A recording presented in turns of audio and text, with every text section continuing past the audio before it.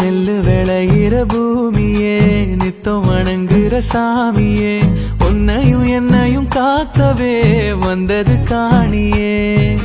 நெல்லு விளையிற பூமியே நித்தம் வணங்குற சாமியே உன்னையும் என்னையும் காக்கவே வந்தது காணியே. நம்ம வாழ்க்கையை மாத்திடவே மண் வாசத்தில் வாழ்ந்திடுவோம்.